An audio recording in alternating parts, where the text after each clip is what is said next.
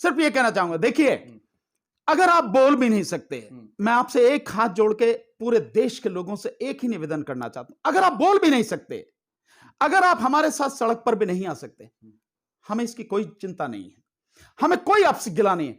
एक काम कर दीजिए, सिर्फ एक काम, वो काम आप घर बैठे कर सकते हैं, उसके लिए कहीं बाहर जाने की जरूरत नहीं, किसी दूसरे की जरूरत नहीं है। नंबर एक, रिलायंस के जितने भी उत्पादन हैं, जितना भी सामान है, उसका पूरी तरह से बहिष्कार कीजिए। जितने भी इनके शोरूम हैं, देश में तकरीबन 8,784 इनके दुकानें हैं, शोरूम्स हैं, किसी पर भी कोई सामान लेने मत जाइए। क्या रिलायंस जब इस देश में नहीं था, हमारा जीवन नहीं चलता था? हम भूखे मरते थे क्या? हम जिंदा नहीं थे क्या? शान से नहीं जीते थे, इज्जत से नहीं जीते थे क्या? तो रिलायंस का कोई भी उत्पाद मत खरीदो। रिलायंस का पेट्रोल पंप, उस पर जाओ ही मत। बहुत पेट्रोल पंप है, इंडियन ऑयल का है, भारत पेट्रोलियम का है, आईटीबीटी का है, कितने हैं, सब पे जाइए, रिलायंस में मत जाइए। दूसरा, जो रिलायंस का जियो है मोबाइल फोन, क्या हुआ अगर हम नहीं समाचार सुन पाएंगे या कोई हमें वो नहीं मिल पाएगी, सूचना नहीं मिल, कोई दिक्कत नहीं है, लेकिन इस जियो को निकाल के फेंक दीजिए।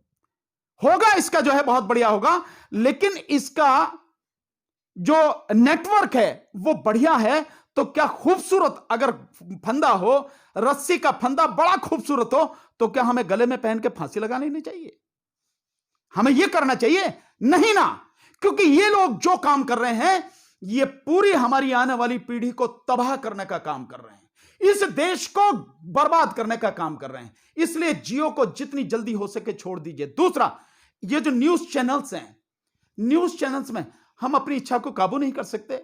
हम अगर कोई वो देखते हैं, सीरियल देखते हैं या पिक्चर देखते हैं, क्या करेंगे हम उसे देख के?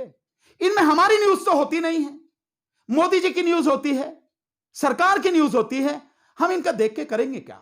जो हमारे दर्द को महसूस ना करता हो, जो हमारी बात कहता ना हो, और हम उसके दुकान को चला रहे हैं अपनी जेब के पैसे से। यानी हम रिचार्ज कराते हैं, चाहे 200 रुपए में, 400 रुपए में, 600 रुपए में रिचार्ज से, उन्हीं की दुकान तो चल रही है। और वो कौन है? वो हमारे दुश्मन है, हमें तबाह करने वाले हैं, हमें बर्बाद करने वाले हैं, हमें पूरी तरह से खत्म करने वाले हैं। हम अपने ही पैसे से उनकी दुकान चलाएंगे क्या? ऐसा होता है क्या? तो इसलिए हमें रिलायंस का जियो जो है, इसको बिल्कुल तोड़ के फेंकना है। कोई भी आप और ले लीजिए जो मन में लगता हो आपको है। तीसरा, अडानी का तेल, जो आपको फॉर्च्यून वाला तेल आता है ना खाने का, ये और अडानी के और भी जो भी प्रोडक्ट हों, सबका बहिष्कार कीजिए। ये अंबानी और ये अडानी और एक लाला रामदेव जिसके 60% से ज्यादा जो उत्पाद हैं वैसे ही बिल्कुल बेकार हैं, और सरकारी जो मापदंड हैं उन पे खरे नहीं उतरते हैं, उनमें मिलावट है या आउटडेटेड है, और मैं सीधे सही शब्दों में कहूं तो गोबर के अलावा कुछ नहीं है। उनको छोड़िए बिल्कुल, क्योंकि ये लोग वो हैं जो इस देश को तबाह करने पर तुले हुए हैं, जो इस देश में सरकार के पिट्ठू बनके या सरकार के साथ मिलके इस देश की आम जनता को, गरीबों को लूटने और उन्हें खत्म करने के लिए प्रयास कर रहे हैं। उनकी जमीन, उनकी जायदाद, सब कुछ बर्बाद करना चाहते हैं।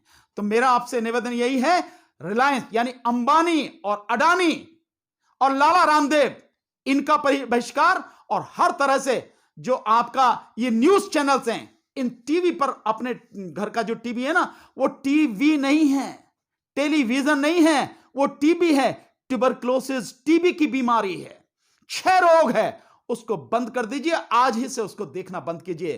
पुण्य पुरुष वाजपेयी जी कहते रहे, रवीश कुमार जी ने कहा, मैं 1 साल से लगातार इस बात को कह रहा हूं, आज फिर कह रहा हूं।